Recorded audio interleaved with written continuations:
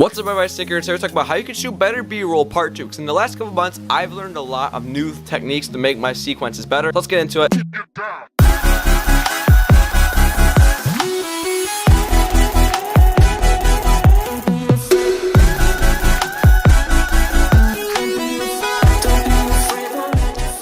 Start using a subject. This subject can help tell a story in your sequence. For example, if you're filming a vlog, I use this technique in my Darien Lake vlog with Willis because he's gonna be a big part of them videos and a big part of the weekend. So obviously when I went there, I wanted to shoot some B-roll, get some cinematic shots for you guys. And I had to find a way to incorporate Lewis into it because he was gonna be a huge part of that weekend, as I said. I think that made the montage better because if you just do creative shots, kind of get a little bland. You have to kind of tell a story.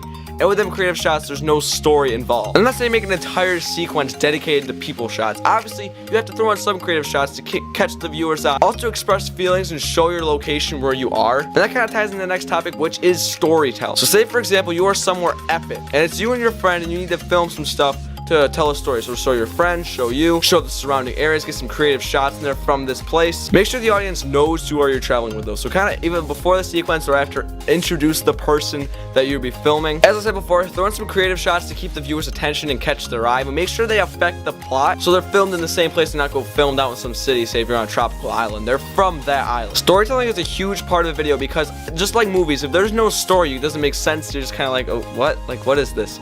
So telling a story can be a major part of a video. Kind of like a book. You have a climax where it jumps into the main idea of the book. Then you have it where it kind of degrades, and that's where the vlog starts to come to an end, is when that story kind of flows downward. If that makes sense, I guess. Does that make sense? I'm not sure. Kind of like with your sequences. Have a nice build up in the song to the main shots, and then you freaking go all out, and then it slowly comes to an end at the end of that song. So next thing, we're gonna talk about lens flares. I made a whole video dedicated just lens flares, so I'll link that little end card of the video. You can go watch that. But just basically, I recommend using the help your footage just look that little bit more cinematic. Now transitions help in post-production, but don't overdo it. Just like everything else in this, if you overdo it, it's gonna look bad. It's just gonna degrade from the montage. It just won't help it at all. If anything, it'll hurt it. Maybe add 1 or 2, maybe even 3 good post-production transitions. Don't do anything super fancy. Maybe like a blur or a fade maybe will help, but don't overdo it. As I said before, it'll just ruin it. Another thing is composition. Composition is like how you center whatever you are in the frame. So as you can see right now, I'm centered, I have grid, and like I am perfectly centered in the frame. But when you're shooting B-roll, don't have them centered all the time. Don't shoot head on.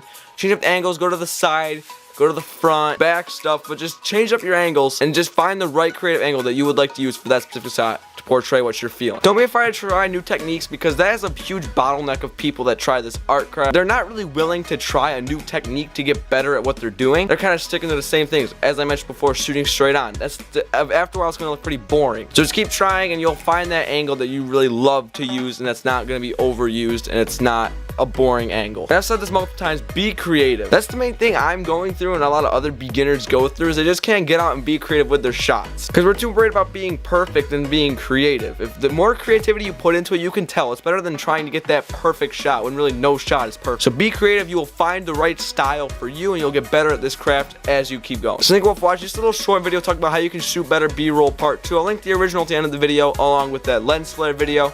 Thank you all for watching. See you in the next video. Peace out.